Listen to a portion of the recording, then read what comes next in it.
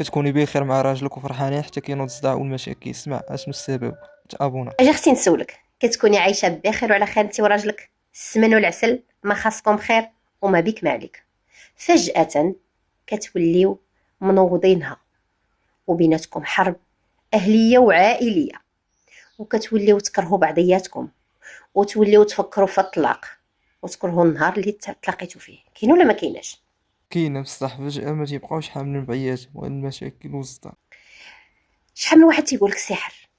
شوف اختي نقول لك، انا غنعطيك جوج ديال الحوايج، سمحوا لي، ولكن انا هادشي بتجربه شخصيه ديالي وهادشي اللي عشت لقيت بان غتوصلوا لهضرتي. اسمع، يا اما انت ما كتصليش، يا اما هو ما كيصليش، يا اما بجوج بكم ما كتصليوش. عرفتوا علاش؟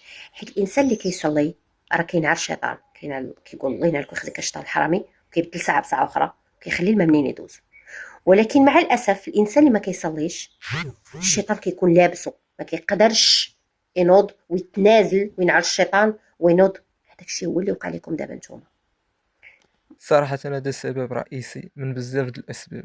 يعني بعد على الله والدار ما تيذكرش فيها الله، والقرآن راه ضروري فيه المشاكل والصداع، وتقدر توصل للطلاق وبزاف د الحوايج. والإنسان خاص يراجع نفسه، يراجع الأسباب ديال المشاكل ويلقى حلول. نتمنى تستافدوا من هذا الفيديو، وخليو لينا الآراء ديالكم في الكومنتيرات، وما تنساوش تابوناو باش يوصلكم الجديد.